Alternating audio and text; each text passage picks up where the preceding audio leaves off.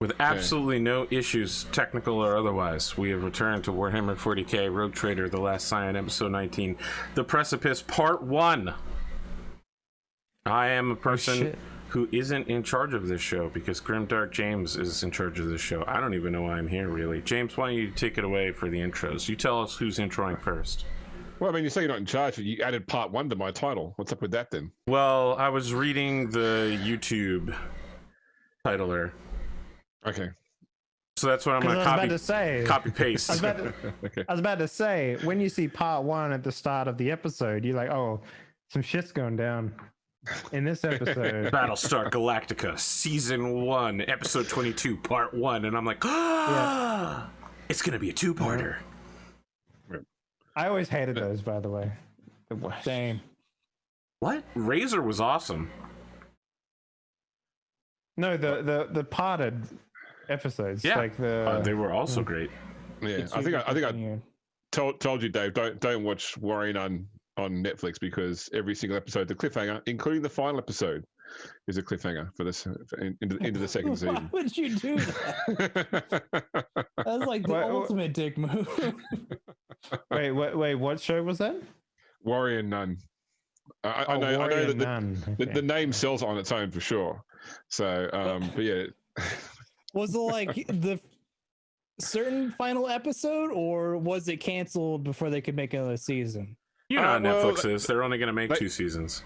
They haven't announced a second season, but apparently it was more popular than I expected. It actually got like better reviews than I expected. So, like, I mean, I watched it and I enjoyed it, but it also annoyed me too. So, but I've already spoken about this on the show. We're going over old ground here. So, whose intro should we do first? Arthur, you got your glasses on. Why don't you do your intro first? I don't see the correlation, but I suppose I do that to other people. Wait. Please do your anime glasses push. Oh, there it is. What about the? I think you're supposed to push them back instead of up, because I don't need to push them up, so I need to push them back so they're solid. I'd never noticed before, but my wife does that one as well. Like, she does that one. I don't understand. Why wouldn't you? Yeah, like it's the center part you need to worry about, as far as I can tell. I'm not a glasses wearer, so he said wearing glasses. Mm-hmm. I typically do either some finger toward the middle part or the most secure. Arthur, if you ever get really good technology, right, you should make it so that a camera tracks your glasses lens. You can hit a button that'll make it white out, like, and then you can do like the anime shit. The Genji glasses? Okay. I don't know about that one. I could literally just use a flash camera to produce the same effect. It's like, what is it, the old peril-sensitive sunglasses from Hitchhiker's Guide to the Galaxy? That when something might alarm you, they turn black. That's preventing you from seeing what might alarm you. Wow. I feel like I would not be able to wear those. It's been a rough week. Again, I mean, you know, it's a rough week all the time. This is the first broadcast I've had this week, the first tabletop RPG broadcast. So I don't know. Hey, mine too. Yeah, it's rough. We had some cast changing issues on Cyberpunk 2020, whose name I couldn't remember. I was desperately trying not to. Yeah, I was trying not to shorten the thing down to CP 2020, because then people are just like, I read on QAnon that's child pornography, and I'm gonna be like, no. Show up at my house. If you shoot my closet, you won't be leaving in anything less than a body bag. Don't shoot my closet. I like my closet. It has my stuff in it.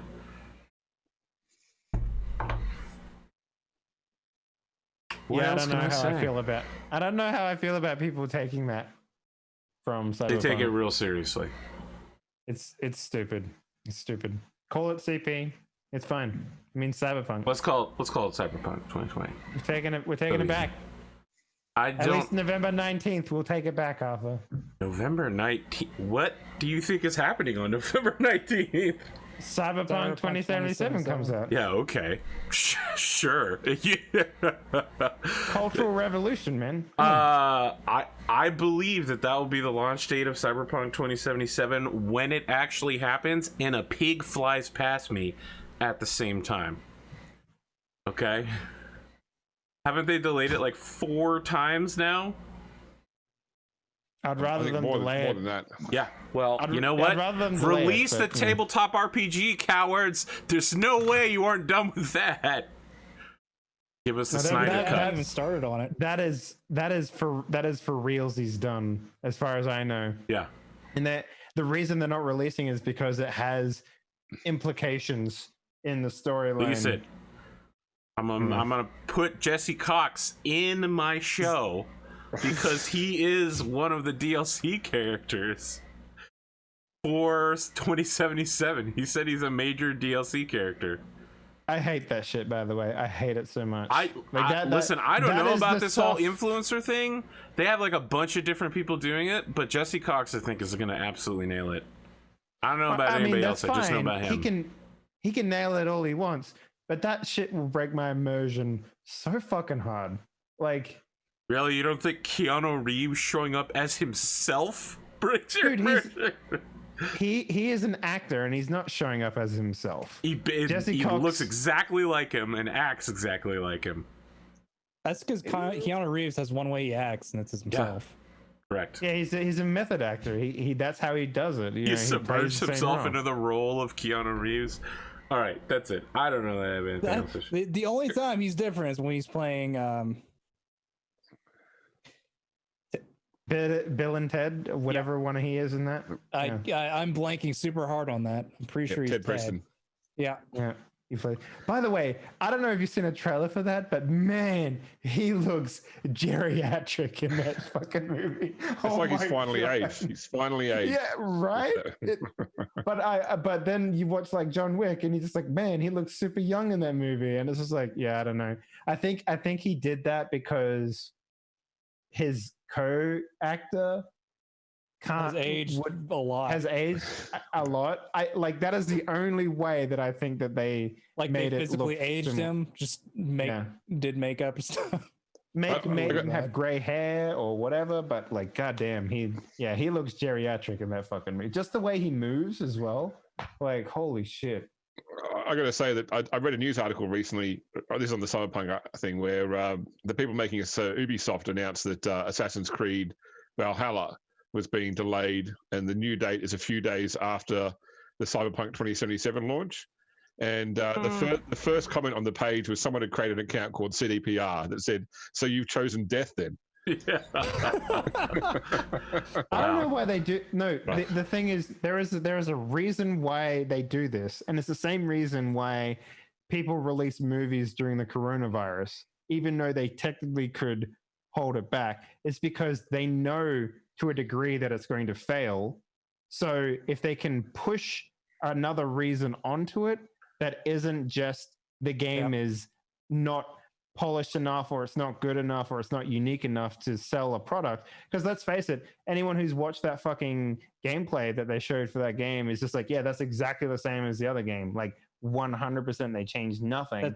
That's what you're going to get with Assassin's Creed now. Yeah, exactly. But the thing is, it's so like they now have another reason to tell investors, like, this is the reason why it failed, not because of our incompetence. That I can guarantee is the reason why the date changed. Yeah. 100%. Look, I just hate the fact that I don't mind movies being delayed or whatever because of coronavirus, but I hate the fact it's pushed the entire calendar back. Like, they're talking about films in 2025 moving to now 2027 because of coronavirus and the fact they need to have all these predetermined spaces between films. Although I did see this morning or earlier today that they've put up a new trailer for Wonder Woman 84, which actually includes some footage of Cheetah in the sort of, the Cheetah form now. They were really being cautious on trying to keep that stuff out of the media, but now the toy lines have started to hit the shelves. So they put a new trailer out with the full form Cheetah in there. I don't know. I mean, what that's that like, is it a person who transforms into an actual cheetah? Well, it's like it's an anthropomorphic style character in terms of like, All so it's from DC Universe anyway. Cheetah is a villain in the Wonder Woman milieu. Look, as far as I'm concerned, Marvel is the only person in the comic business right now. Fucking Marvel Cinematic Universe, diehard fan. Iron Man was fucking amazing. DC was just like, Aquaman? Aquaman. Yeah, that's a top tier hero. We're just, he's popular. look, he's got muscles, and his girlfriend is hot. Aquaman. That's the whole plot right there. He's got muscles. I've enjoyed some of the DC films. I've also not enjoyed Batman versus Superman. I fell asleep during at the cinema. So the Flash TV show, it was good at the beginning, and then it just started getting bad, and then it got worse. The Arrow TV show had the exact same problem. They were like, "Wow, this show was great in the first season." Then he's like, "Oh no, my best friend died. Now I will never kill again." And I was like, okay, this is kind of fine. And then every time you turn around, he's like, I spent 5 years on that island. Except I actually spent 90% of my time off the island traveling the world assassinating people, I guess. I really didn't spend that much time on the island, given that we have to fill 7 seasons of island flashbacks. I never watched that show. But I mean, I thought at least speaking about DC stuff, did you guys see the new Gotham Knights trailer? Nope. Okay. No. So another Rocksteady game for the Arkham Batman games. Basically, they released a new one called Gotham Knights. It's a 4-player thing. And is basically, it Knights with a K? Yeah, Knights with a K. No, so it's basically all of the Batman helpers. Basically coming up to replace Batman in Arkham City. I'm so playing Arthur Pennyworth. It was Batgirl. I don't actually know. There was Dick Grayson. Batgirl, what Nightwing? Whatever Dick Grayson is. Yeah. Nightwing is Dick Grayson. Yeah. Okay. And then Robin. Sorry. And then a Deadpool looking motherfucker. I don't know who he is. Probably Deathstroke. Red Hood? Red Hood. Red could be Red Hood. Okay. And the other one's probably going to be Red Robin as Tim Drake. Mm.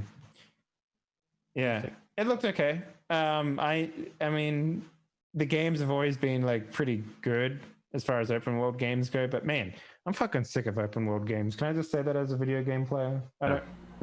I hate that shit. We have. Listen, you can't say that. Hondo's here. He's on his 19th Skyrim run. No. He's trying any percent speed run. No. I don't mean those types of open world games. I mean the type where it's okay, here's your map, and there's a bunch of icons. As the player, go see what that is. Ooh, look at that. I mean, I think the last of its life was Ghost of Tsushima. And I look at that game and I'm just man, that game looks so fun, but at the same time, I'm just I know I'll play it and I'll be okay. Sure, but isn't the point of Ghost of Tsushima to compose haiku and then play a lute while frolicking in the forest? Exactly. That's what I mean. Dappling in the sunlight. All of that extra shit would just bore me, to be honest. I can tell you, by the way, that children are the anathema of open world games. There are so many open world games that I finished before I had kids, and I've finished none of them since I've had kids. I've restarted GTA 5 so many times, Skyrim so many times, just because kids get in the way, and then when you don't play it for you come back and go, oh, I can't remember what I was doing. I may as well start again from the start. The last game that I played and thoroughly enjoyed that was an open world game was the Fallen Order Star Wars game. Yeah, it was incredible. That one was great, but I wouldn't really consider that an open world game in the generic sense. But man, the ending of that game was so good. All the villains were great too. Yeah. You just roll your eyes? No, I enjoyed it. I thought it was good. All right, James, do your intro. We're stuck in a circle talking about video games. We need to get back to playing this game. I understand that you've timelined us for 5 more episodes for this season, so I want to make sure we get short enough intros to accomplish that. Correct. Because I want to spend time fucking around as Nero talking to my guns. So look, all I got to say this week is I had finally had my first win of Ninth Edition, and what a win! It was. I really felt bad for my opponent because I tabled him at the end of the second turn, and he killed one of my units altogether. So I credit my brand new yellow Imperial Fist dice I got from my Imperial Fist army. Oh, so it's like when I fought you guys with the orcs. I see. So that was good. Other than that, yeah, just more painting. I've managed to finish a squad of aggressors, working on my warlord now. So that's it. It's been my relatively unexciting week. I didn't even get to watch any of Arthur's shows because there were none. Although I did watch. I watched Sea of Thieves with Rad and Soundwave's Ghost and Gleamo. That was a lot of fun too. What's the max you can have on a ship now 4. in that game? Still 4. 4? Okay. But they have a 3-person ship now, and it's really cool. I enjoyed Rad's antics as usual. He once again cemented himself as the favorite on the channel in my heart.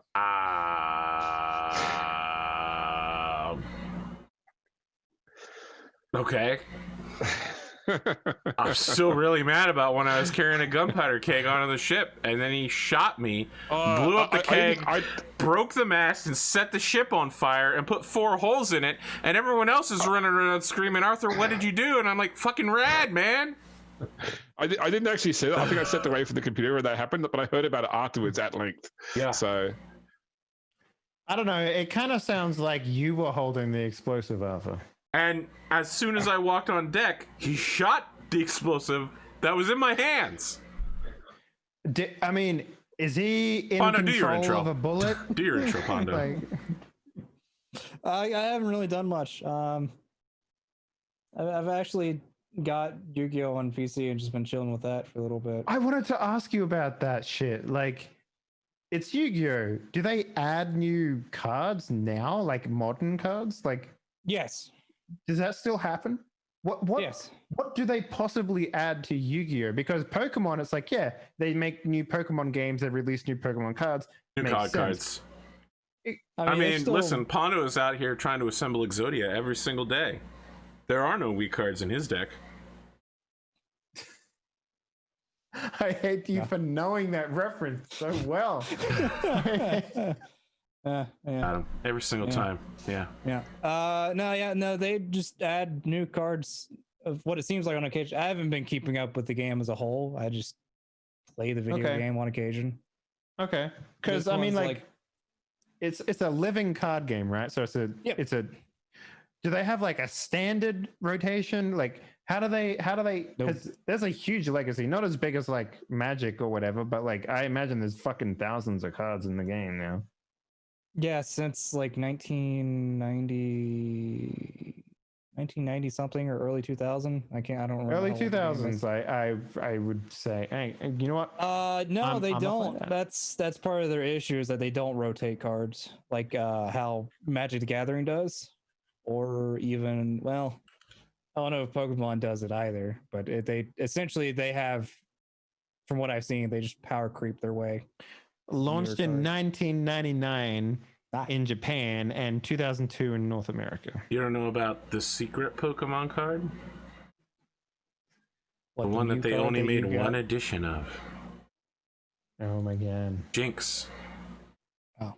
There was such an immense backlash from the player base about the way that they drew Jinx. They literally have never released Jinx again. Yeah. I mean, it's a caricature of blackface. Like, yes. Like what? I mean, yeah. They just they were just like, wow, this is really bad. I guess we're just never gonna bother. Yep. And like Mr. Popo, he's now blue. Is he? Yes. If you look at Dragon Ball Z Kai, they made him blue. I actually got my kids this week into the Transformers TCG because it's gone into production now. Hasbro's ended it. So my local gaming store was selling off all their stock cheap. So I just bought a whole bunch of booster displays. And so now for my kids, it's like, go by the lawn. I'll give you a Transformers card pack, go do the dishes, whatever. Library mechanic. How long will that last? Well, I got like 4 boosters with like 80, like four displays, like 80 boosters per display. So, got plenty of stuff to go with there. But it actually like, it's not a very complex game, and I can see why it probably didn't really continue. But I tell you what it is it's honestly a proper trading card game in that unlike Pokemon, you can get to a point where I have more than one of this card. I literally cannot use more than one of this card in any way, shape, or form. Therefore, the spare one I will then go and trade with somebody for something else. Or in other cases, once I've got 3 of this card, the 4th one is fundamentally useless. Irrelevant. Yeah. Right. James, decent. You and me, BattleTech collectible card game. 1v1 me, bro. Well, I mean, I've still got my MechWarrior Dark Age miniatures somewhere as well. Oh, like the no, collectible thanks. miniatures games. I like parts of that Fantasy- era, but the idea of that game seems really shitty. So Fantasy Flight used to do a Star Wars CCG that had like dice mechanics in there as well, I think it was Destiny. Is what it was called, or something I like know what that, you're and talking it was actually really cool. But for whatever reason, they just stopped making it.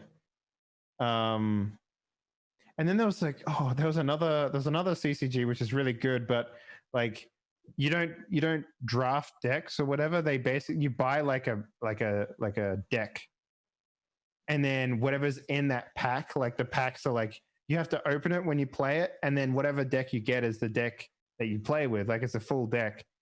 And a tournament in the game is you buy a deck, you open it, and you see how far you can get with the deck that you have. And that's the entire CCG. It's what was it called? So it's It like was Iron really Man cool. collectible card game. Iron Man style. You play until you Roguelike lose. collectible card game. Yeah, and like it has like a serial number attached to it when you open it up, so that people and it has a card list inside of it, so that you can't like swap out the deck or whatever afterwards. But what was it That's called? an interesting concept. It's Look, kind of I like got the doing, Star like, Wars Episode 1 prequel trading card game as well to go with my Battletech. Full deck. Got an Obi-Wan in there. I lost all my cards from like the early Pokemon to Oof. early Yikes. Yu-Gi-Oh. So Yeah. when Magic the Gathering first came out and everyone was playing Magic the Gathering at my school, I was sort of thought like, I don't want to do what everyone else is doing. I don't want to be one of the crowd. I'm going to be a rebel and do my own thing. So I started collecting the Wing Commander collectible card game. And of course, I had no one to play it with because no one was collecting the Wing Commander card game. So What You happens when ran try into to the be problem different. all high schoolers did. That when you try to be cool alone, you really aren't that cool. exactly. Pondo, I I think we were for on me, your it was all intro. Pokemon. That was my intro. That's what I've been Dave. doing. Hello. Yeah. Hi, how's it going? Your camera just jumped and really freaked me out, man. That's how I roll, like I don't know what's going on with my cameras and shit. Like Keyforge, that's what it was called. Yes, Keyforge. It was so good. I don't know if they're still doing it though, but it's awesome. Yeah, Keyforge. Well, there's a Keyforge RPG now. So what? I mean, see, that's the type of thing that I would love to play as like a Slay the Spire type game or whatever. Like if they made that, I'd be into it for sure. But yeah. Okay, so yeah, hey everyone. So I'm just knuckles to the grindstone, making this doing patchwork for pieces and all that sort of stuff. But we're starting to work on our second game right now as well. Like I'm sitting down and writing out the game design document for this game, and it's like right now it's sitting at 25 pages of just documentation for this game, which is quite a lot. So I'm expecting to see some pretty good stuff from this next game. So I don't know when maybe we'll have it up and running by like October, at least like a prototype of it. But I don't know. I mean, it's pretty much just me writing and patching and stuff like that. Oh, I did go to IKEA today and I bought like a bunch of fucking meatballs that I could freeze. I thought for sure you were going to talk about furniture, and I was going to hop in there and be like, how many meatballs you get? But no, you immediately... Okay, did you get any furniture while you were there? Oh, no, we got furniture. Okay. I got a new office chair. I got one of those, like, because I've been looking for this shit forever, but like a nice plastic sheet you put under like a chair to protect your floors and stuff. Like, I've looked around everywhere, and IKEA's like the only place you can get them from, and they're pretty good. So we went and got that stuff. And whenever we go to IKEA, it's like a huge experience. Like, I don't know if it's the same for you guys, but the IKEAs over here in Poland are just like, it's like it's like a zoo for furniture. It's crazy. Like, you walk around, you check out all the sections. We have Walmart, man. I suppose that would be similar. I mean, there's IKEA's. I love these threads of Europeans coming to America and encountering Walmart, and they're like, my God, I can't believe there's so many objects in one location. I could buy a hot dog, eat it, and then go buy a gun in the same building. Okay. I didn't know where you're going with that, but you got me with that one. That's pretty good, man. It's about the most American place you can go. Go buy a hot dog, get a 6-pack, and then get yourself a shotgun. Yeah, of course. I too am American. I'm American, just like all of us. I don't know about that. I'm doing my European American accent. Hello, fellow Americans. Hello, Americans. I am American from the United States. The United States of America. I'm trying to hit that Hugh Laurie one day, but I don't know if I'm ever going to reach that level of fake American. I mean, he makes it work. Yeah. So I want to quickly touch on something that Big Spoon said in chat there. He mentioned about the Keyforge RPG being the final Genesis product from FFG.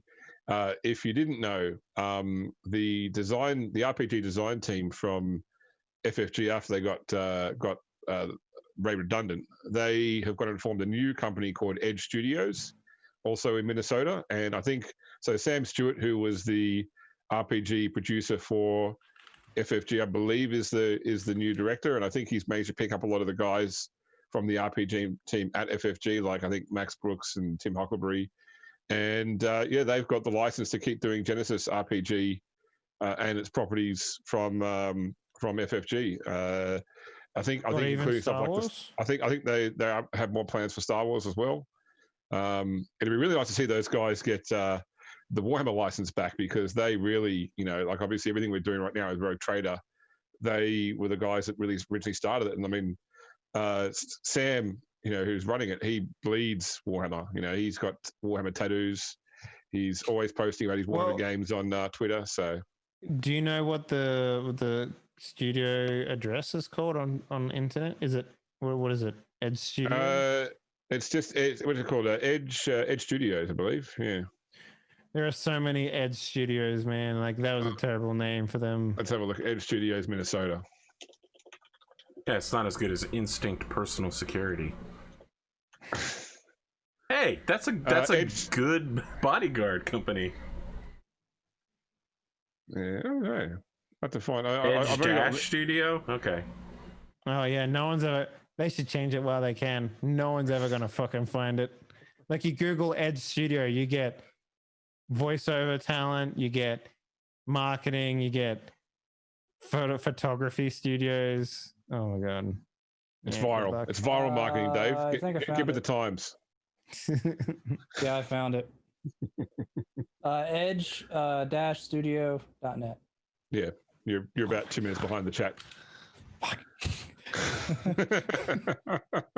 This is what happens when you don't look at chat. I really love the Star Wars Fantasy Flight games. I think we broke that site because it's not loading for me. It's 3 people at once, man. 3 people at once, They were expecting some guys running it off of his computer at home. So yeah. Like, I don't know how much you can see on my camera on Arthur's screen, but you can be able to see like all the Edge of the Empire books, Age of Rebellion, Force and Destiny, all the Star Wars miniatures. I love those. I love those games. Love them so much. Well, I've been reviewing Force and Destiny lately, listening to Star Wars remixes, and I'm watching The Mandalorian behind the scenes for absolutely no reason at all. Yeah. If Arthur ever runs another Star Wars game, I have to play it. Like, then you're gonna have some problems, I think. I have to play it. Like, that's the rules. So listen, ever since Kelsa forced her way onto one of my shows, I resolved to never allow a cast member to just be like, "That's it, I'm on the show, Arthur." Yeah, look, even if you're not Dave, just find someone that is and kill them and take their power. Wow. You have to eat their heart in order to gain their courage and their spot on the show. That's how it works, right? Two. All right, are we ready to get this thing started? Yeah. Yes. Yeah. All right. I've been ready for ages. I know what your problem is. But I will say this, James. Really, James? You're edge studioing over here? Oh, Jesus. I would love it if Warhammer became more accessible in terms of like mechanics, like they did for Star Wars. Like if they did that, like if they made a cipher version of the Warhammer plot, I would be into it. That'd be really cool. Well, let's see how it goes after the TV series next year. TV series coming soon. Warhammer. Saturday morning Warhammer. No, it's what's it? The new who's it being done by? The guy that did Man on High Castle was doing the Warhammer series. So. Oh, okay. Yeah, Eisenhorn. All right, welcome to episode 19, The Precipice. Full stop. Previously on Rogue Trader, the Last Scion, we see Nero lay his hand upon Vitrian's Eviscerator as he speaks an oath. The side of the Black Pyramid opens as Cade steps close to it. The group fights for their lives against waves of Necron abominations and strange drones. Pierre talks with the Last Scion as Nero drags the unconscious and partially dismembered Vitrian to safety. And finally, the group emerges bloodied and broken from the Black Pyramid. Thought for the day is compromise is akin to treachery. So, for today's session, and I mentioned this to the players before, what we're going to do is there's roughly 4 and a bit weeks to pass before shit gets real on Regina 4. So I'm actually going to do a series of vignettes. I've got a whole bunch of vignettes planned. Hopefully we get all through. And obviously, I think some players have some stuff they want to do too. I did see from the players' plans that some of the stuff they want to do I'd already planned for in my notes. But I'm going to start off with you, Dave. For my first vignette, as Dawn finds herself once again standing in an oddly familiar prison, alongside a bound and blindfolded Eldar. Is this the second time? This is the second time. Been okay? So all right. Yeah. And once again, Talon, reacts to your presence. Like he senses the point at which you sort of appear in the room, and you get a sort of a sense of relief from his form when he realizes that you have actually manifested here. And by the way, he says, "I'm sorry, you've been shrouded by darkness for so long.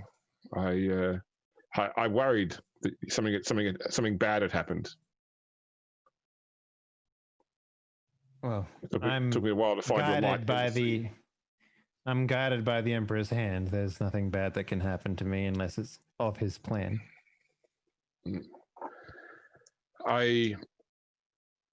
Sorry if this has been, if I have brought you here against your will once again. I simply wish to talk to someone. This is the only soul I seem to be able to reach in the sea, and so all I ask for is a few minutes of company. Do you happen to know what a rogue trader is? This is a human concept, yes. Like a trade captain, like a corsair. Essentially, I'm sure you're aware of how we humans, and especially our God Emperor, reveres creatures of your type. Yes. A rogue trader is generally a human of high repute that is allowed to communicate and barter with people of your types. I happen to be in the employ of a very great one by the name of Lord blah blah blah. Pierre Cowles. Pierre Cowles, thank you. No, blah blah blah is correct. That is my given name. No, and he has learned of our communications. It would be, well, he has a desire to, well, communicate with you, and it's not really something he can do through me. I would love to be able to continue our conversations, and I believe that we can be of help to one another. Well, at least you can help the Lord Captain. If you wish to communicate, perhaps there is a way that we can come to your aid. All I can tell you of this place is that it is controlled by the Drakari, and they call it the Nexus of Shadows. It's a very ominous name. Indeed. I wish that I had something to offer you, but as you can see, and he sort of like he indicates his head towards where he's shackled hand and foot. So I have very little at my disposal right now. Only what I know, which is not a lot. I'm a soldier, not a historian or anything like that. What was the James? Just real quickly, remind me, what was the name of the Eldar that we talked to in hologram form? I can tell you that if you give me 1 second. Farseer Serenin. There you go, Farseer Serenin. Well done. Farseer Serenin? Farseer. Farseer is his title. Serenin like is his name. Yep. Farseer Serenin. It's like, I am not one much for the idea that there is forces outside of the God Emperor pushing and pulling at my soul in a way that makes no sense to me. But I recently had the privilege of having a conversation with a hologram of an Eldar by the name of Farseer Serenin, and he believed that I was a part of some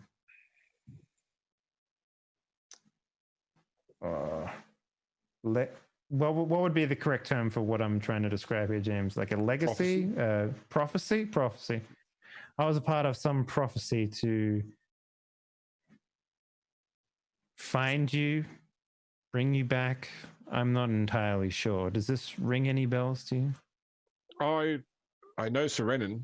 I knew him anyway. I obviously haven't spoken with him in many years, and nor have I sort of sensed his presence nearby. Prophecy to find me, but I don't know why he would need to find me. As I said, I'm just a soldier. Something about a fallen king. Young king, by the way, was the term. Young king, was it? Okay, sorry. Yeah. Yes. A young king and someone who can find them with burnt hands. I mean, your projections of me are very flattering, but they lack the scars of the God Emperor's touch. This is your projection of yourself. Oh, she like shit! blinks. No, she like blinks a couple of times and just like, well, that can't be right. My skin is very holy as it has been, Then perhaps the fact that your soul appears here without scars indicates that your soul is clean, like you believe, that the scars are not the representation in this way of your holiness. You seem very willing to debate with someone who holds a religion other than your own. Is that common for you, Eldar? So you have to remember that out of all our gods, only 2 still survive. Religion is a difficult thing for the Eldari. Many of us still offer blessings or prayers towards gods that have been deceased for millennia. For the rest of us, we simply fight. We simply try to survive. Our race is in decline. Your race is still trying to find its prime. Many of our kind resent you for that. For the rest of us, we don't care so much as long as our paths don't cross in onerous ways. I'm confused. You call me here to converse, but you talk of not wishing to meet or cross paths? No, what I mean is I don't seek out conflict with your kind simply for what they are. Mm-hmm. I have fought your kind before, but many, many years ago, and in other parts of the galaxy. And it was only not because I simply wished to kill humans, it was because it was over disputed territory. I see. How do you Now feel more about? Sorry? How do you feel about Necrons then? I don't know what that is, I'm afraid. Is there like like some dirt I can draw in or something like that? I actually haven't seen one yet, have I? No. Yeah, and he's blindfolded too, so. Do you see the drawing? All right, if you look at the diagram here, also, I'm referring to my skin and all that stuff, and he's like, "Well, I don't see it." I mean, you uncovered his eyes last time, so he has seen you at least once. Okay, yeah, fair. That's true. I did do that. Yes. Yeah. As he's talking to you, you notice two figures walk past the cage door. They're definitely Eldar, but they look quite different to him in that they are dressed in some sort of leather, like black or purple leather armor that is covered in spikes. They sort of have, a variety of barbed chain melee weapons. They're definitely forming the role of guards, but they're clearly Eldar by their sort of pointed ears and their stealth frame. But their pallid complexion is almost sickly. And as they walk past the cell as he's talking, one of them sort of spits some words at him in a language you don't understand. You probably something along the lines of pipe down in there, but in Eldar tongue. And then another one sort of like kicks some dust at him, and then they walk on. I assume they can't see me then. I guess not. Their kind is their souls are, well, they're a manufactured race. They don't really have souls, and so therefore they can't sense what the ocean brings. They're not psychic. Why is it that you feel that you can reach out to me? What is it about myself that, well, allows you to communicate with me? Do you know? I'm not a seer, so I don't know a lot about how the warp works.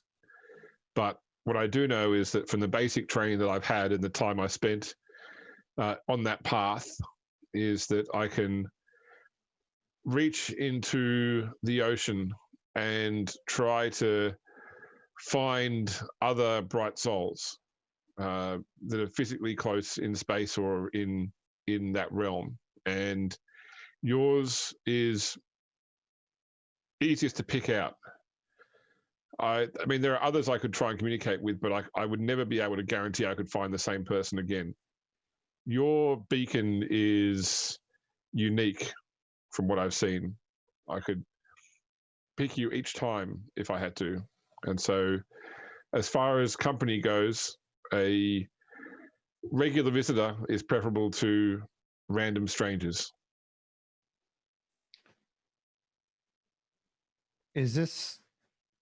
Would you like us, and when I say us, I mean my Lord Captain and I, to attempt to find you? Is this something that you wish for? I certainly don't enjoy this captivity. If you find where the Nexus of Shadows is, and rescue is possible, then I would certainly not say no at all. But I haven't brought you here to ask for any boon beyond conversation. I've been here for several years, and I've managed to survive everything they've thrown at me, every battle they've forced me into. So I see. You seem a decent person. I don't wish to throw you into harm's way purely for my benefit. I simply go along with what my Lord Captain and the God Emperor has planned for me. If interference in your current predicament is something that needs to happen, it will. Perhaps we'll see if this destiny that Serenin prophesized is real or not. If you take no action and yet your path still crosses with mine, then perhaps you'll believe more in the destiny of other pantheons? I'm not sure that will happen, but the the God Emperor has pushed me in many different directions and given me many trials to overcome, including faith, and it is not something that is easily shaken. Well, I thank you at least for your company now, but I should release you to your own to your sleep. Well, thank you, and wish me luck, for we have a great battle ahead of us within a couple of weeks. Well, be safe, and Aisha or your God Emperor protect you. She smiles and then maybe draws something in the sand, for, I don't know, does the God Emperor have a symbol or something? I assume he would.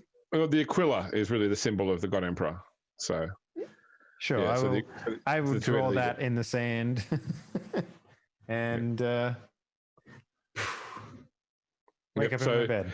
I mean, when you wake up later, it's not like it's like a shock awakening. It's more like you just wake up naturally later. It's like almost like you drifted out of a dream back into deep sleep, and it wasn't a startling awakening this time.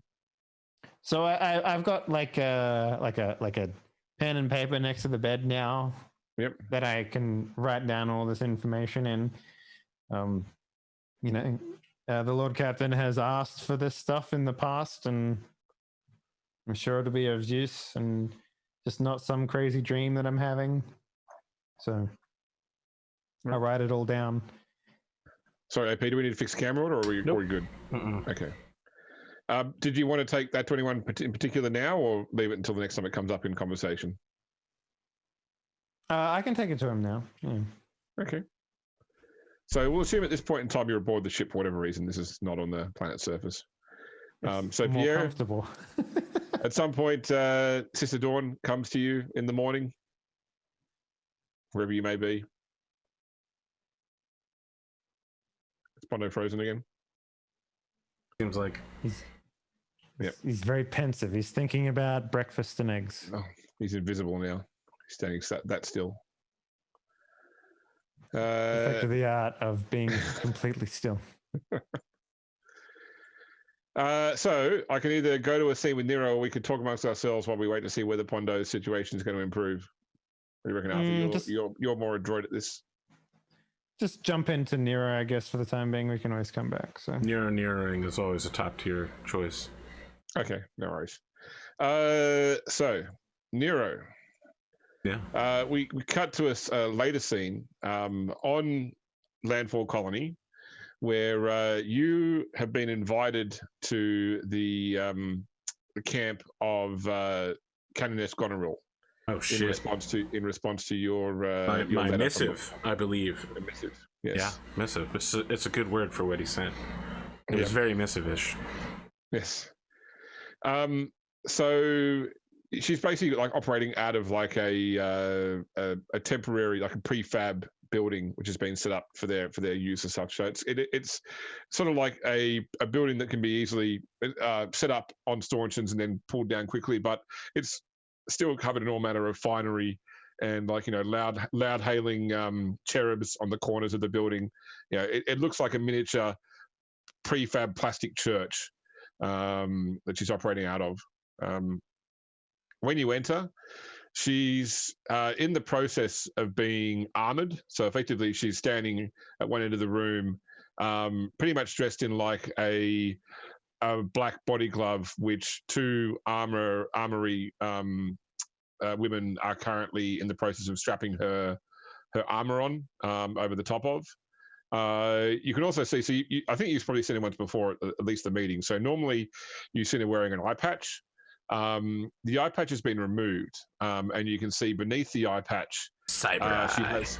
Well, it's a fitting for a cyber eye. So effectively, all the components there, but the cyber eye, when it's fitted, would stand out to the point you couldn't put an eye patch over it. Okay. But effectively, she has it removed. Where's the eye patch when she's not at battle? When she goes to battle, she removes the eye patch and has a cyber eye fitted. So and then there is another sister there who wears the robes of a hospitaller, who is currently in the process of like preparing the cyber eye mechanic for connection. All right, I have a few updates for Nero. Number one, Yes. he's not currently physically carrying a weapon, which I know is a really big difference. So his heavy bolter is on his back, secured properly, and there's no sign of his las weapon because it's with the Adeptus Mechanicus. And he's still got his purity seal on, although he feels a little iffy about that. But yeah, he comes in the room and he looks surprisingly normal for once. No immediate threatening. When he enters, he drops to one knee and says, "Your Grace." You must be Master Bullet, yes? Yes. Please come forward. All right, he rises. Right, and she holds out like a ring finger. Yeah, he kisses the ring finger. He's done this before. It's totally normal. Mm-hmm. I received your missive. Thank you for reaching out to me. This, and she indicates towards the hospital, which is currently preparing the eye. This is Sister Petronella of the Order of the Silent Vow. You are after a hospital to speak to, I believe. I wish to know the upcoming plan for deployment of Hospitalers. Yes. Yes. The safety and security of everyone on planet is my task. Yes. So we have a small group of Hospitalers here. So Petronella is one of 6 that have joined us here on Regina 4. So Nero's like, oh shit, that's like not a lot. he doesn't say anything, but inside he's like, Dad, there's like 1/10 of what we need. So I mean, I guess to be clear, so each hospitaler would have like a group of servants with them. So effectively, like think of them like a doctor, and each one has like a squad of nurses. Yes, I understand, but we have hundreds of combatants. Yes. I'm pretty sure most hospitals, if they're anything like Dawn, can literally just walk around and be like, "What up? What up?" Yeah, but and you can only do that. You can only do that a limited number of like... times, right? Like, we're looking at a very serious battle against an unknown Xenos force, and Nero's just like, I was hoping we'd have 50 Hospitalers. Wasn't in the budget. Yeah, clearly. Oof. So our plan, unless we hear differently from the Lord Captain, is to have the Hospitalers off the field battle, and to have casualties brought back to effectively medical station to be treated. Central location? Yes. Very well. Yeah, well, we can only send a Hospitaler on the field if Pondo chooses to use 2 power level to pay for one. I understand what you're saying. There's a lot more guns I could bring besides the healing ladies. I am concerned, Your Grace, about the centralization of such a resource in the face of the upcoming battle. There is more than an even chance that we may be overrun at some point and the hospital grounds threatened. However, I will do what I can to ensure that there is security and stability for such a location.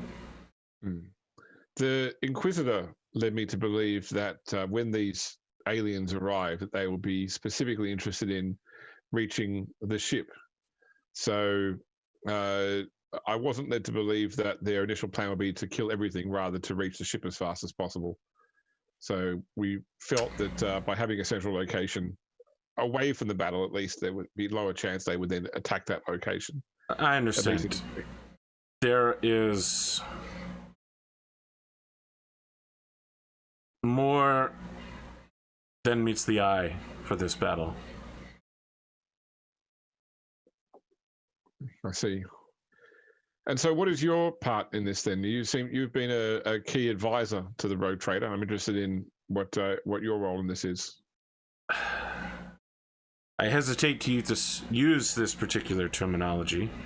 I am the Rogue Trader's Arch-Militant. I prefer bodyguard, natural disaster,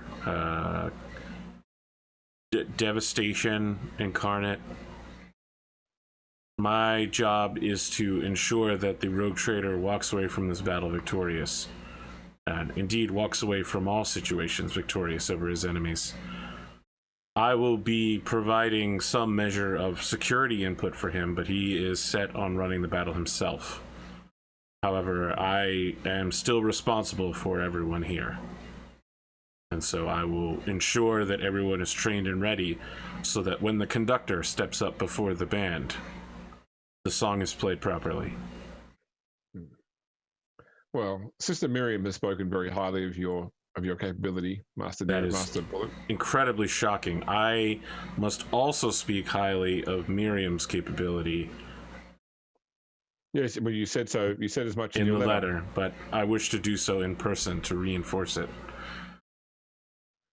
And Sister Dawn Leteinia has proven also proven to be quite useful.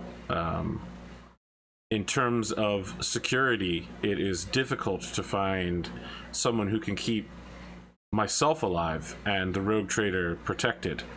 However, Sister Dawn has filled both roles admirably as our sort of front man for the operation. Her zeal is so bright it occasionally literally blinds everyone nearby. A task for which we need to sit down and talk to her about. But besides that one slight flaw in her equipment usage, her zeal, her willpower is clearly like the penny drops for the candidate. She's like, oh, she has a conversion field. I believe that is what they are called. I am not well versed in the equipment of your people. Our order has a checkered past with that particular piece of equipment as well. So I have so far resisted its effects, but there are several among my allies who have not.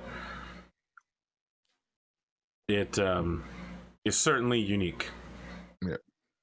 Let's just say that Yog Van Dyke's reign would have been a lot shorter, had that piece of material not existed during the Age of Apostasy. Nero's gonna nod like he understands what that means. He's not a historian, he's a dumbass. That's it. Canonist Goneril, I thank you for all that you have brought here and all that you have done. Is there anything you require from myself or the Rogue Trader? We simply await his orders as to how will be deployed when the time comes. I believe that our ship will be joining the blockade line, so please coordinate with the captain there as required. Understood. Thank you for your time, Your Grace. He's gonna salute super Cadianly. Yep. She makes a sign of the Aquila. And I assume that I have also made the sign of the Aquila, but the Cadian Wikipedia page is like 30 chapters long, so who knows? How do you do that? Is it like something like this, like a gang symbol? It's like no, it's the double eagle. Wow. Yeah. Is it the double eagle? Yeah. Yeah, double-headed eagle like that. Yeah, that's the sign of the Aquila. So. West No, side, no. east, no. No. There's only two empires, nihilists and not nihilists. That's it. Don't do any gang signs. I don't know that Gulamon is going to approve of that. All right. So we'll cut back to Pierre, who at some point on the ship, in the morning has Dawn appear wherever he's currently, like not literally appear, but knock on the door or walk up or whatever the case may be.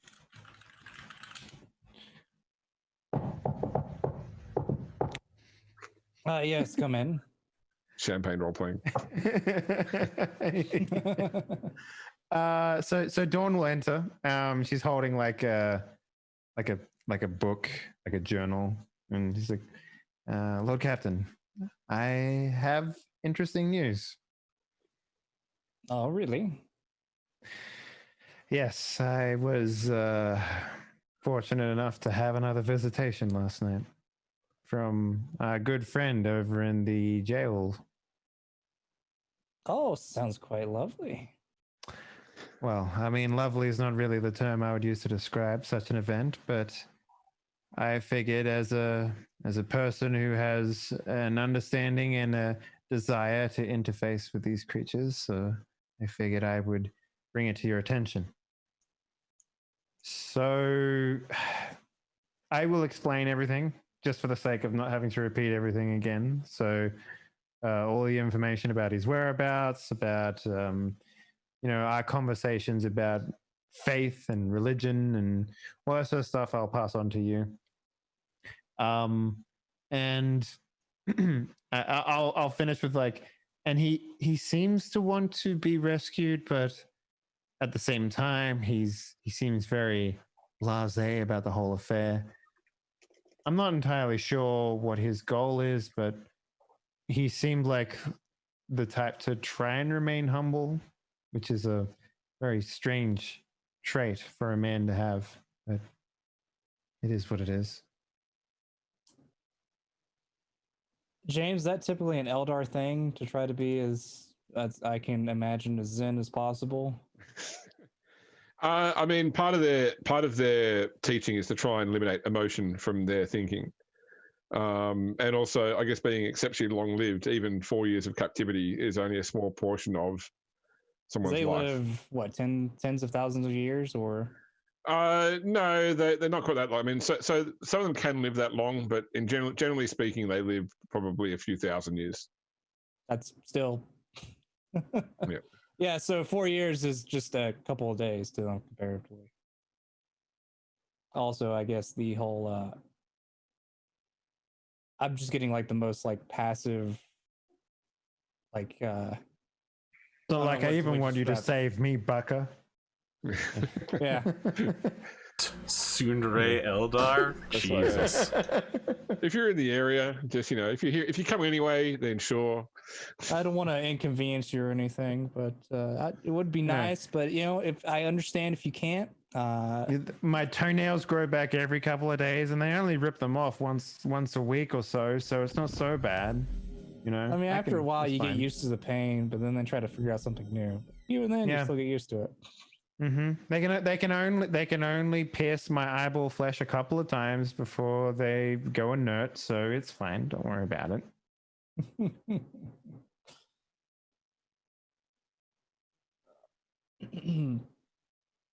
Well, as soon as this Necron business is over, we'll probably see if we can make a trip over that direction. It would be nice to not have to be visited by him during my sleep, but I understand that it's something that you can profit from, so I'm happy to give him the time of day. Yes, if I imagine that for some reason he can't communicate with me. Something about being a light that he can see. He says that there are other lights, but it's a very strange coincidence, and it's not something that I'm completely fond of, Lord Captain. I will say that much.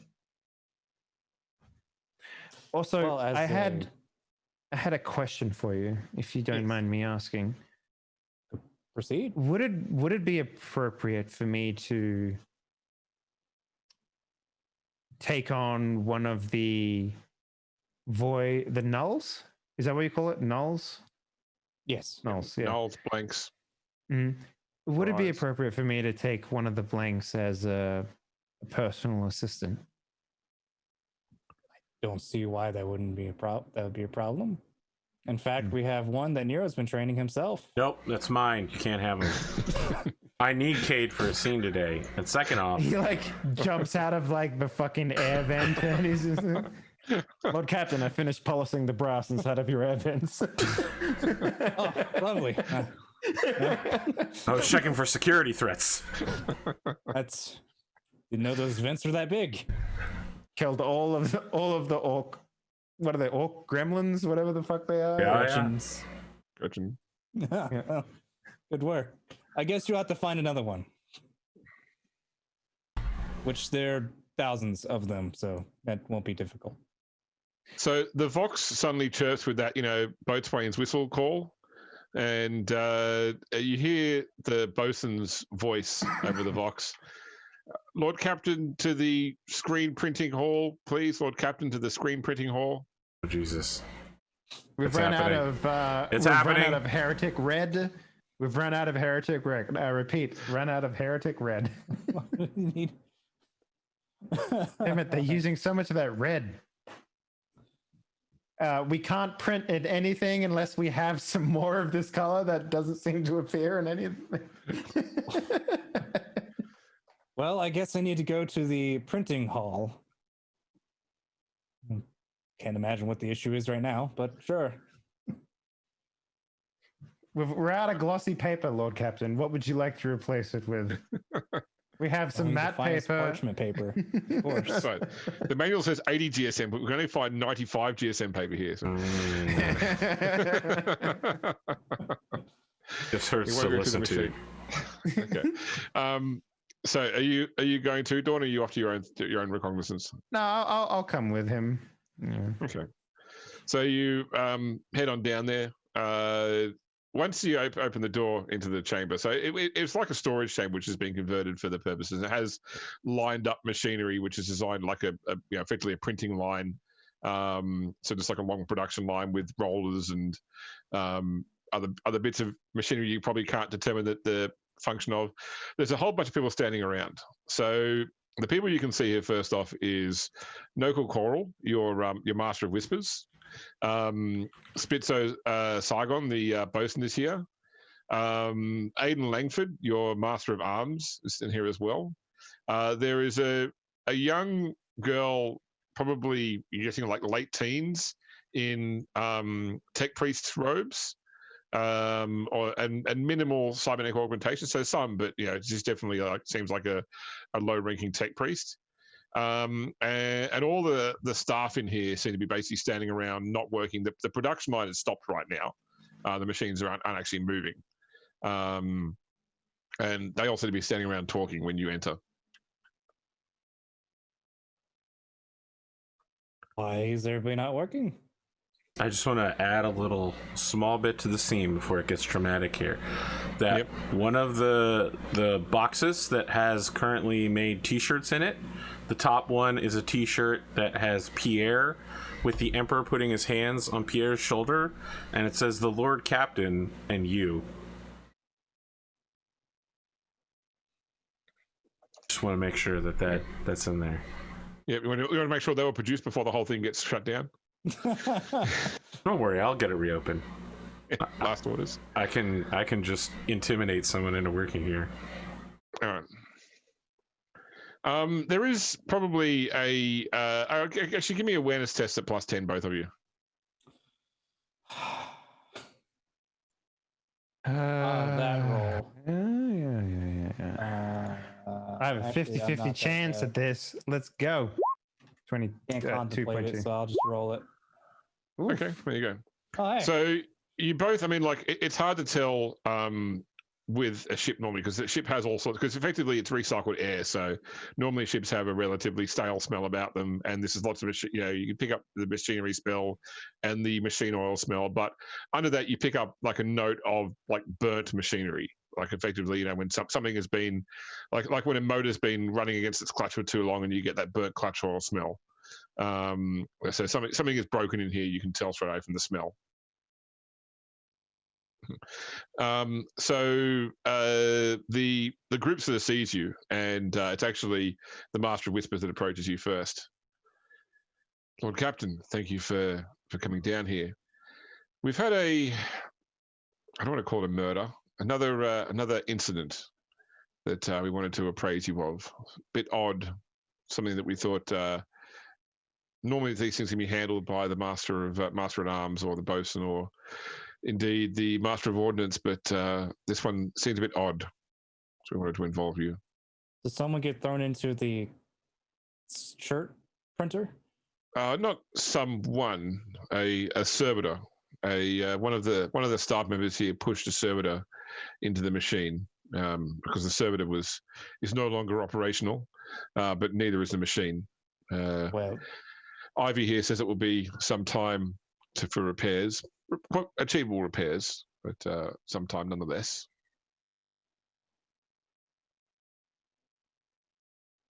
I think Pierre just turns to look through him. Anybody wish to confess now? So the young woman in the tech priest robes, by the way, walks over, and she sticks her hand out. Lord Captain, I don't think we've met yet. By the way, I'm the Psionic Congregator. Yes, I don't know if we have either. It's a big ship. I'm Castra Delia 4, although everyone just calls me Ivy. Guess Pierre goes to shake her hand. Okay. Like a pleasure. She shakes your hand. She's quite, it's an enthusiastic shake. Oh, okay. Yeah. And you must be Sister Dawn, yes? That I am. She puts her hand out. I suppose I'm sort of your counterpart for the machine cult. So she's wearing a gauntlet, so it's fine. She'll reach out and shake her hand. Yeah. No worries. Once again, very enthusiastic shake. She probably, when she shakes your hand, she probably uses like her second hand to hold the other side of your hand. So she's doing like the two-handed shake. You know, I'm a big fan of the double shake.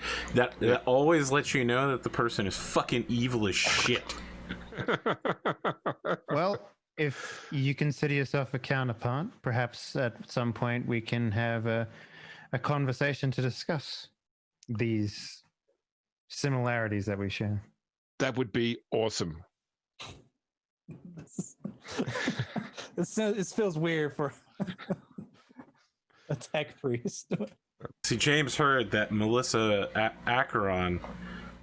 Melissa Crossroads was really popular and just decided to make a copy of her. No. So I went to my friends last night and said I need to think of a name for a tech priest. Give me a name, and Karen. My friends replied with a name and personality. Ah. So. Eerily bubbly for a tech priest. And what's her name? Ivy? Yeah, so her proper name is Castra Delia 4. But everyone calls her Ivy. Right. Oh, because 4 would be Ivy. All right, I'm there. Well, Ivy, if you have some sort of information to enlighten me as to what's going on. Well, could have done this. She sort of points towards somebody who's sort of sitting on a crate looking a bit sheepish. Julian over there pushed one of the servitors into the machine, into the printing press, and it was messy. We're down one servitor, but that's easy to sort out. But yeah, he seems to be he's sort of out of sorts over the whole incident. I don't know what a servitor might have done to annoy him. You know, they can sort of stand around looking a little bit creepy from time to time, but you know, he's been working with him here for weeks, and yeah, but you know, I'm not here to judge. I'm just here to make sure everything is tickety boo and the machine gets repaired. Wow, this woman is never going to get promoted. Right. She's already one of the highest. She is the second highest ranked tech priest on the ship. Did you say she was like a teenager? Did I mishear that? No, she looks like a teenager. All right, listen, we need to never let go of this person, but again, not going to get promoted. Yeah.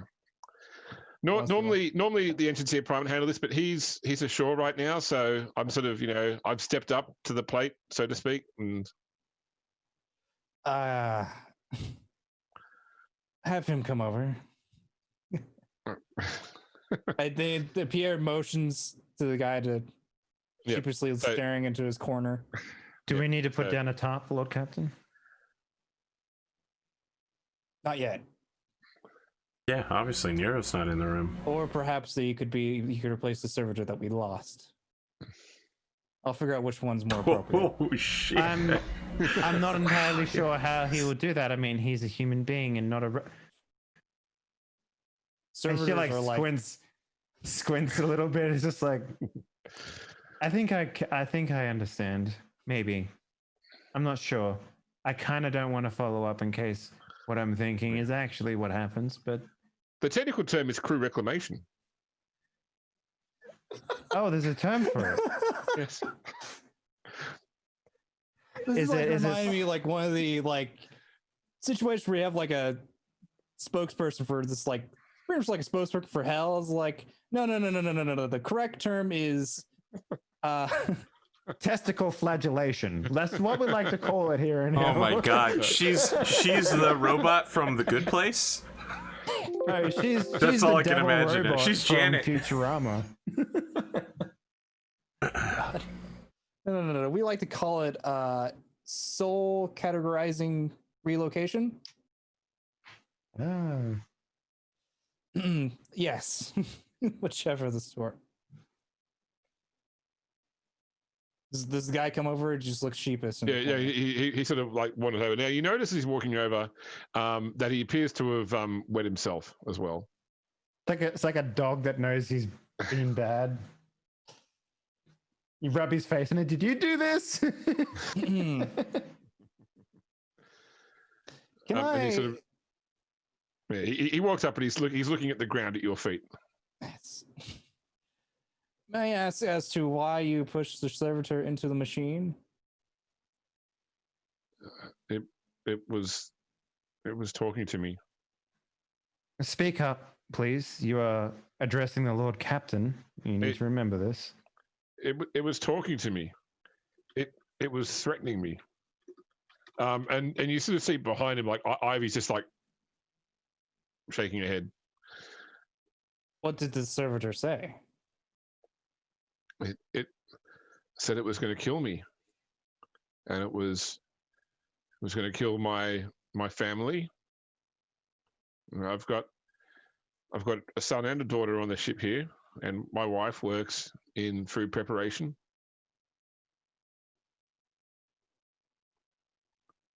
Is there other servitors in the area, or is just the one that was here? There's others around as well. Yeah. Oh, okay.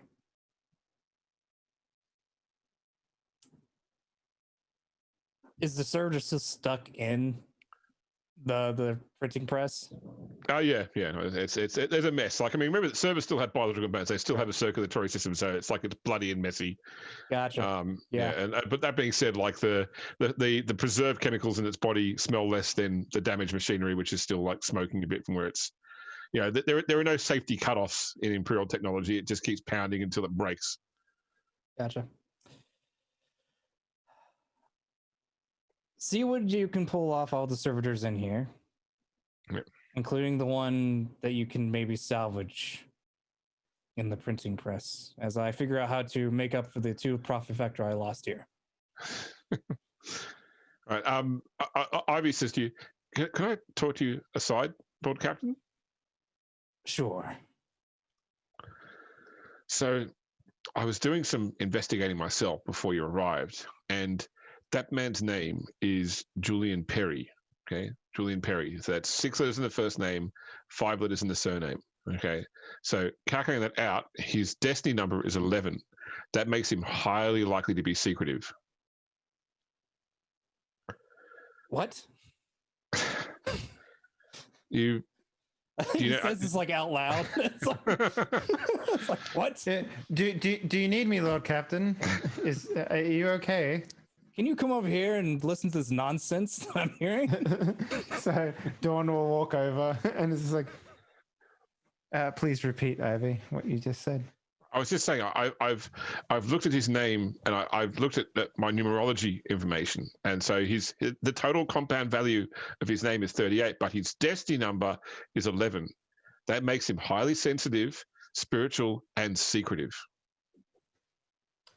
Is there some weird roll I can make here to see if this is like mumbo jumbo bullshit? Yeah, I mean, we need to get rid of this woman as soon as possible. Do you have Scholastic Law numerology? I do not. Is she going to try to sell the Lord Captain essential oils? She does. Lore astronomy. She does it plus 20. So, is that real in the Warhammer 40K universe? It is a real. Numerology is a real skill in Rogue Trader and. Okay, but does it do anything? I mean, it's just another form of pronunciation. It's no different from the Emperor's Tarot or anything else. Okay. You know, So I have. So it is real, but she's still going to try to add the Lord Captain to the MLM. Yeah. So I have literacy. Is there a way that I could have read about this form? No, you're educated enough to know that some tech priests use numerology not so much as like as a true guide, more about like working out the optimum times to do things. Yeah, so it is a form of fortune telling, so to speak, but it is the most mathematically relevant form of fortune telling. So therefore, it's more interesting to the tech priest than drawing cards or throwing bones. So I'll turn to Lord Captain and be like, she's speaking about numerology, Lord Captain. It is kind of like divination of the mathematical equation. Whether you believe it or not is entirely up to your own purview, but there are numbers of tomes written about the subject. I am not a inherent believer of such things, but again, your judgment is your own. Right. Well, we'll have him be on watch until this mess has been sorted through and figured out. I still want you to check the servitors, what they have as far as records of any sort of visual data they have, including what you can salvage from the servitor that's been smushed. Has the Ivy, you might be able to answer this a little more coherently than a babbling man who's urinated on himself. Has he had much experience working with servitors in the past? Oh yes, no, he's been working here for some time. So you would say it is unusual that he would come to some sort of delusion of servitors speaking to him and threatening his life? I mean, maybe there's some sort of psychotic break involved. It's certainly not something that I can explain with any of the tools I have at hand. He's been working here fine since this place was set up. And the servitors here are incapable of generating speech. Well, when I say they still have vocal cords, but the brain center is incapable of speech. That part of the brain has been removed. I see. What about it's good for corpse starch. You mean like for baking? Yes, for the lower decks, obviously that sort of thing wouldn't go into the upper decks crew, but certainly, we're a ship. We go to space for a long time. We need to make sure we're utilizing all resources. It's very environmentally friendly. So is growing a tomato. Yes, well, I'm afraid I'm not very good at botany. Not really my area of expertise. Lord Captain, was there not some precedent set here on the ship about Necrons communicating through these devices before? Yes, but it was just one that we don't have anymore, though I suppose slight chances there could be another one. Would it not behoove the impending attacking force to cripple your economy in some way? Yes. Though there's much other different ways that could have done that have been much hurtful. That's besides the point. It's only a thought, Lord Captain. Why don't I disassemble what's left of this servitor, and I'll also check any systems he's been plugged into, see if I can find anything odd, and I'll get back to you, Captain, as soon as I can, as soon as possible. Is the brain area smushed on the servitor? Yeah, it's sort of gone head first into the press. It's been pushed backwards, so its torso has landed on the conveyor first, and its upper torso went into the press. Okay. I mean, there's a flat part of its body which says, the Lord Captain's my captain across it. Of course, this is a bumper sticker, pretty much. Excellent. I've done my work. Oh, that's what a servitor is. I thought a servitor was like a floating skull for some reason. Well, there are servo skulls as well, but a servitor can be a full-size body that's been converted into. So they still have a brain, because true robotics are outlawed in the Imperium. Any sort of machine creature has to have a biological brain, even when it's an animal brain. So. Oh, and Ivy, when you get a chance, we should have some sort of caffeinated drink and discuss things. You do consume caffeinated beverages, Yes, I love it. Of course. I would have. Last time we were on Port Wonder, a friend of mine organized me some really, really rare beans from the other side of the Calixis sector. You're going to love it. I see. Well, I look forward to our future meeting then. The Lord Captain's just like, you could invite me, bitches. It's fine. I have business to take care of anyway. Though I'm taking a note on making a coffee for him. Oh shit. Future colony. Space beam. So Ivy goes off to start working on pulling the remains of the servitor out of the press. Excellent. I just want to go brush up a numerical. God, if she doesn't start saying stuff like, oh, damn, that's so mathematical, I'm going to be disappointed in you, James. All right. So at some later point, Dawn, you get a message that a transmission has arrived for you at the Astropathic Choir. Something's been sent to you from off ship. All right. Cool. I'll go pay the postman a visit.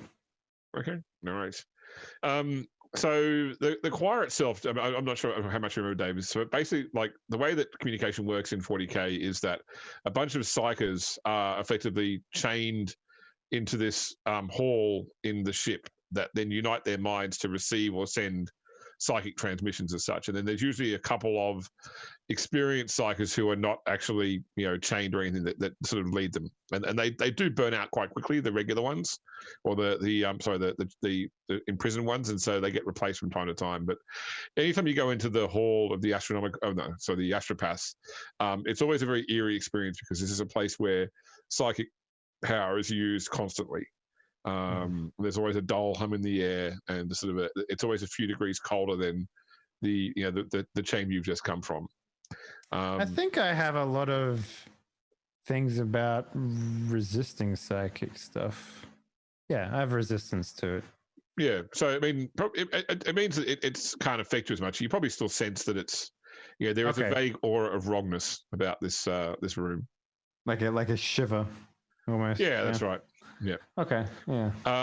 But so since just your like last every post office, I guess. Since your last cycle was your last crew, astropath crew was purged, you have a new choir master telepathica. So as you enter, there is a tall, thin, bald man wearing sort of purpley blue robes and carrying a staff with a symbol of an eye, as in like a lidded eye rather than the letter I on top of it. His eyes are like his eyeballs have clearly been burnt out of his skull at some point, and the flesh around his eyes is all scarred from the flame, which, from what you can tell, seems to have started inside his eyes. There are some small cybernetic probes, almost like little pins that come out of his eyeball socket, that you're not entirely sure whether they are side. Like when he looks around, if you imagine where his eyeballs would move, these little sort of pins point in that direction. But everything else about his demeanor seems to imply that he is not sighted. Like he's got that sort of like not quite looking at you way, or where he stares a bit higher than where you're standing. Or he's trying to turn his head slightly to get a better listen to what you're actually saying. But there are some little sort of cybernetic probes coming out of his empty eyeball sockets. I see. Yeah. You are Sister Dawn, yes? That is I. I received a transmission about a message you had for me. Yes, I am the choir master telepathica. My name is Stein Bethor. I have received communication for you from Palatine Rhiannon of the Order of the Ebon Chalice on Iacanthos in response to the information you requested regarding a certain Eldar, to see what news the orders had. He hands you a data slate. We've translated the knowledge as best we can. It's difficult when talking about Xenos things. Sometimes words do not translate well through the medium of the psychic link, but I hope that what it says here will give you some insight into what it was you were inquiring about. I thank you for your hardships. This is going to be much use of me. Very well. He nods and sort of like holds his arm out to escort you out. Presumably later on you look at the data slate. Oh yeah, no. Yep. 100%. So apparently the order of the illuminated page, which is the Dialogus order attached to the Abbey of the Dawn, does have some knowledge of Talon Balewing. Mm-hmm. So for your benefit, Dave, the way that the Eldar work is that because they're so long-lived, they worry about getting so hung up on a particular aspect of life that they sort of forget everything else. So what they do is they every few years or every few centuries, they completely remake their life. So there might be a warrior up until a certain point, and they say, you know what, I don't want to get stuck being a warrior, so I'm going to forget everything I know about war, and I'm going to become a cook. And I'm going to learn about being a cook instead, and that's going to be my focus of my life for the next few hundred years until I'm worried about I'm getting too far down the cooking path, and then I'm going to go become an artist or whatever else. So what this says Talon is what's known as an exarch. So an exarch is someone who has become stuck on their path. They've gone so far down the particular thing they do that they can no longer trade themselves back to anything else. You know, that they will always be that thing from this point onwards. And most commonly an exarch, when used referring to Eldar, refers to those who become stuck on the warrior path. You can be a cooking exarch as well, or a poetry exarch. But I'm really good at making shoes, guys. That's right, yeah. Cobbler exarch. But yeah, the ones most known are the warrior exarchs. Interpretive dance exarch, you know. That's it. Isn't that a Harlequin? So in this case, the Imperium knows that he is an exarch of a warrior temple within the Eldar known as the Swooping Hawks. So Swooping Hawks are like an assault doctrine. They use jump packs to get into battle. They tend to fight at close range with carbine blasters or blades. And he was known to the Imperium up until about 4 years ago, when any sort of knowledge of his whereabouts was unknown. In the recent history of the Imperium, at least in the Calixis sector, while they're aware of him having worked with a couple of the different Eldar groups, including the Corsairs, he's never really come into conflict with the Imperium. It seems that most of what he's been doing here is targeting any sort of chaos groups, particularly any sort of demonic incursions, where the Imperium's become aware of a chaos cult that may have formed on an imperial world, and by the time the Imperium has gotten there to try and defeat the cult, they found that this Eldar group has already come through and wiped the cult out. Often led by this Balewing guy. So it does seem his primary focus is targeting the Age of Chaos. Not to say he hasn't conflicted with the Imperium before, just not in recent history. Okay. Have they had any conversations with him? No. It's not that they've never tried to reach out to him. It's more a case of anytime his exploits have been known, somebody in the Dialogus documents it and puts it into like the history annals of who this person is. But yeah, there's never been no one's ever had a need previously to reach out to him to try and contact him. I'll assume, by the way, that because I think there was mention previously of the Nexus of Shadows, that the Nexus of Shadows, as far as the Dialogus are concerned, is some sort of dark Eldar construct somewhere in the Koronus Expanse. It may actually sit somewhere within the warp. The Eldar are capable of creating pockets of sort of safety within the warp where the sort of the madness and demonic energies of the warp can't actually access this sort of dimensional pocket. And since no one's actually found the Nexus of Shadows, there is some suspicion that maybe it's, in this Eldar, what they call the Webway, somewhere in the Koronus Expanse. But it is ruled by what are called Dark Eldar Archons, which are like princes of the Dark Eldar. And they have a description. Are they the purple boys that were walking around? Yeah. They spikes, blades, leather. They are as close as you can get to BDSM in a PG rated show. High heels, stilettos. Yeah, no, I got it. Yeah, that's it. Yeah. Okay. I mean, at least now we have more to talk about with him. Perhaps he can tell me how he got imprisoned. Perhaps that might be a way of going about it. But, or perhaps maybe he knows of how to find the Nexus of Shadows. Who knows? Yep.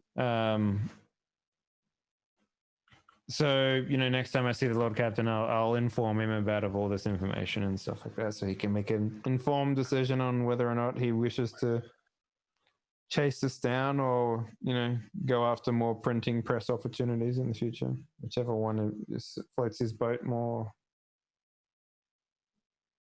Okay. Nero. Yo. You are walking through the camp at some point down on landfall, or the area where all the basically forces are mustering, and you spot nearby all 6 of the Death Watch Marines in some sort of gathering. Oh, so my guy out of the hospital? He's out of the hospital. You see he's got a brand new cyber arm. Okay. And he's basically talking to the rest of them. With the way he's genuflecting, it seems almost like he's telling a story. So they're all sort of sitting down on armory crates, effectively around a campfire, and they've all got some sort of tankards of liquid they're all drinking from. When Epidicus, the Nova Marine, spots you walking past, like it's not something that got their back to you, he waves you over. All right. As Nero comes over, he withdraws a bottle of the Lord Captain's Good Renka. Just brandy and fermented ploin juice. And it's only 35 of the currency that we have here, boys. Just so you know, only 35. Drink.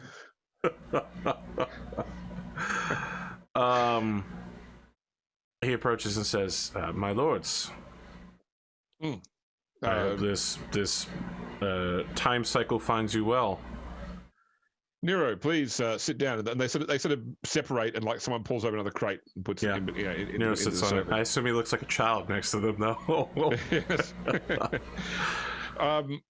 So Brother Lonan, the librarian, mumbles something at you in Celtic, and then Epidicus says, Brother Lonan has asked whether we might ask a favor of you, Lord or Master Nero, Master Blade. I am literally at your service. So Brother Vitrian here was telling us the tale of the journey into the darkness beneath the anvil of war. And his tale can only take so far because we understand he was rendered unconscious partway through the battle.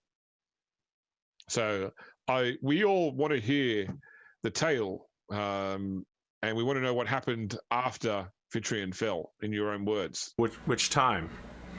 Vitrian fell twice in the rage and sheer battle strength which he displayed. He rose a second time from the ground to unleash a final strike in a way that impressed me, one that will haunt my nightmares for some time to come.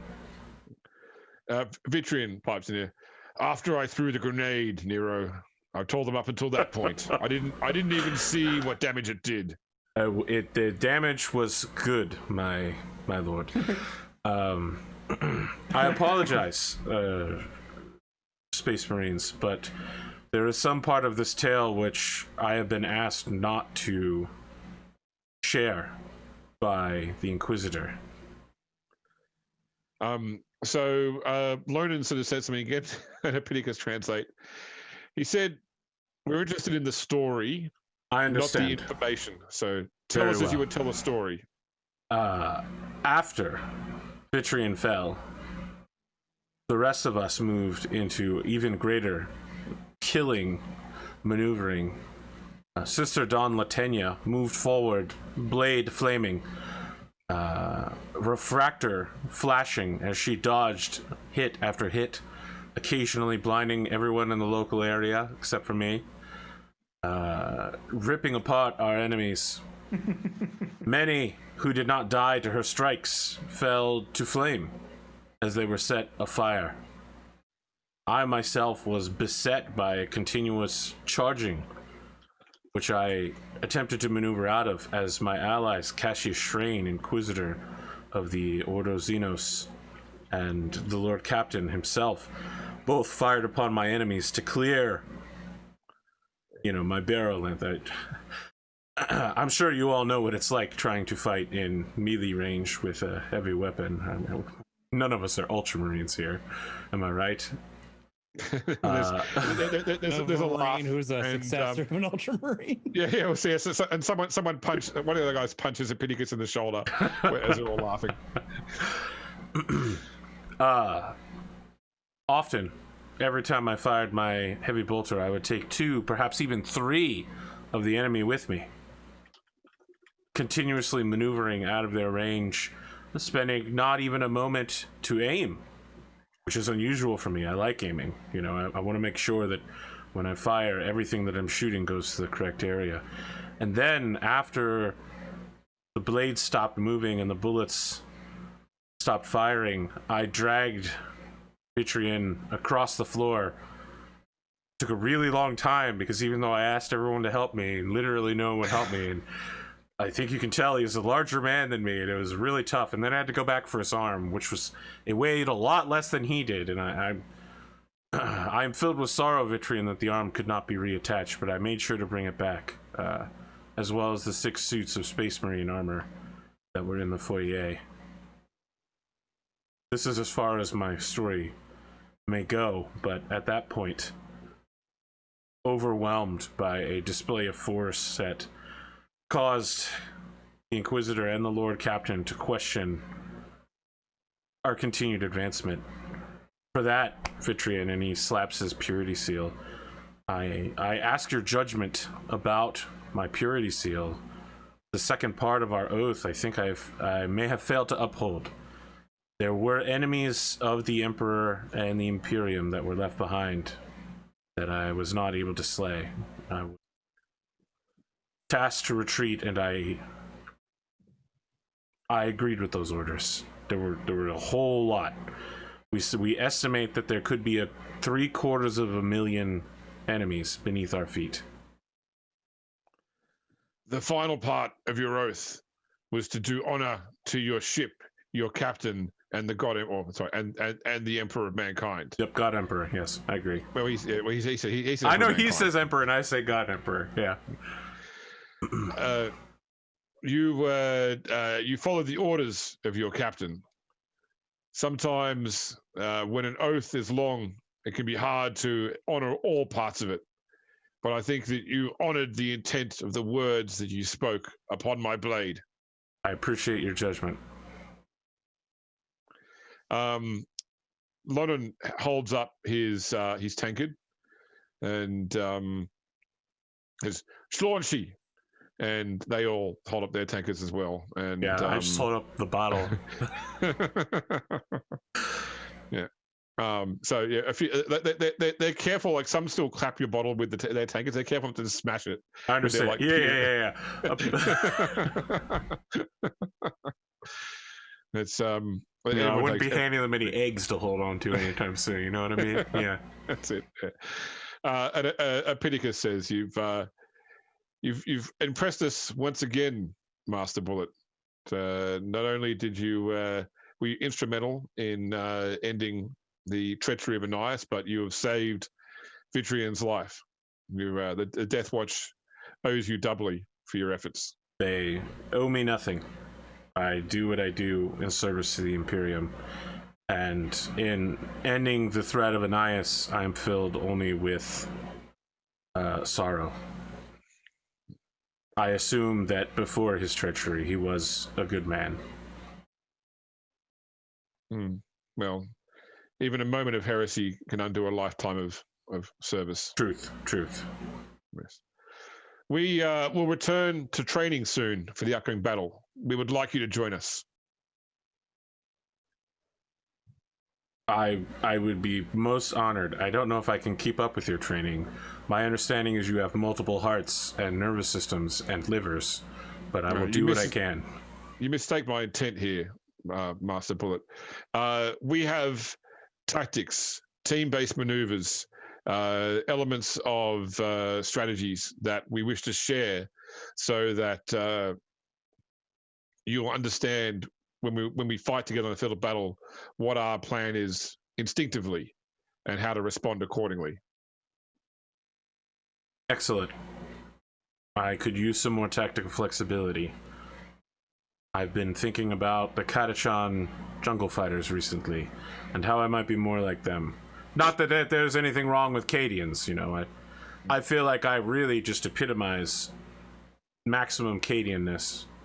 I'm like a shock trooper company in one person, but perhaps moving silently and attacking from ambush. And ever since Anais nearly skewered me, I've been... He's every time he stops, he's just drinking from the bottle again. Well, all six of us come from chapters with different doctrines, different ways of battle, and like probably the salamander clips in here with, except you, Epictetus, you just follow the codex. We all know how to do that. And Epictetus waves him off. I look around, just making sure there's no space wolves here. No, there's no space wolves. In any case, I'm sure there are some doctrinal things you can learn. I will seek to absorb your knowledge. I thank you for giving me this opportunity. You all have treated me something close to an equal in a way that surely a humble soldier such as myself does not deserve. Well, equal in service, if not in stature. Yeah, the guy looks up at them. Yes. All right, so I'm going to flash ahead now to Pierre is aboard the Hand of Calixis on the bridge when the Master of Etherics says, Lord Captain, we're detecting a ship translation from the warp into real space. It's Imperial by design. It looks like it's a transport class ship. Shall I attempt to raise them? Yes. There's a few moments, and then you get a response. I'm getting a signal. I'll put it through.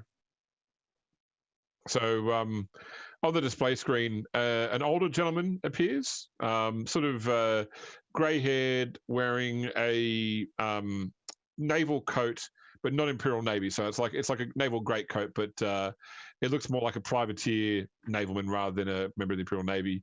Okay. And he has his epaulets and rank badge to indicate he's an admiral. But there is enough variance of his uniform from regular structures. You guess it's more likely a rogue trader or a Chartist captain of some type. He has a thin beard, white beard. He doesn't look like he's seen a lot of battle. Like, he's not got a heavily scarred face. He looks more like an accountant dressed in military garb than a true warrior. All right. Lord Captain Cowles, it's a pleasure to finally make your acquaintance. I am Trade Admiral Jonquin Saul of the Saul dynasty. Oh shit! We know So this guy. What do I owe the pleasure of your? I was actually commissioned to transport some passengers to Regina 4, but I thought while I'm in system that we should make acquaintance, and see if there is opportunities for future business dealings. Absolutely. When would you like to meet? Well, first off, may I have permission to bring my ship into orbit of your planet? Absolutely. So long as you don't try to start anything we'll be perfectly fine. That's not my intent. Is not to come here under a banner of war. My intent is to come here under the banner of trade. Excellent. That's what I love to hear. All right, I'll give me a few hours to make a station keeping orbit, and I will. Would you like to come aboard my ship, or shall I come aboard yours? I think I'll come aboard yours. I will have a reception made ready for you. Please invite any of your senior crew you wish to participate as well. Excellent. Nero appears as if out of shadow, vibrating with excitement. Out of a vent, dropped out of a vent. Yeah, the vent shakes in a nervous energy. I don't understand when he became a solid snake, but I approve. More like John McClane, I would say. Yeah, I suppose. Yippee-ki-yay, cowboy. Yeah, I'm just amazed how big these vents are to fit a man plus a heavy bolter. Well, Just they waiting. didn't used to fit. They're his shape now as he crawls through Yeah, them. it's literally, it's the same shape, but now it has the heavy bolter for being dragged along. No. Anyway, Nero is there. Dawn will come take- too. Okay. Yeah, why not? All right. Well, why don't we do that after we have a break? Yep. Sure. I suppose so. I guess that'd be. Wow. Pando's like, well, I guess we could take a break if you want to. All right. Look, we'll be back after this short message from the Codex Astartes telling you how to live your life.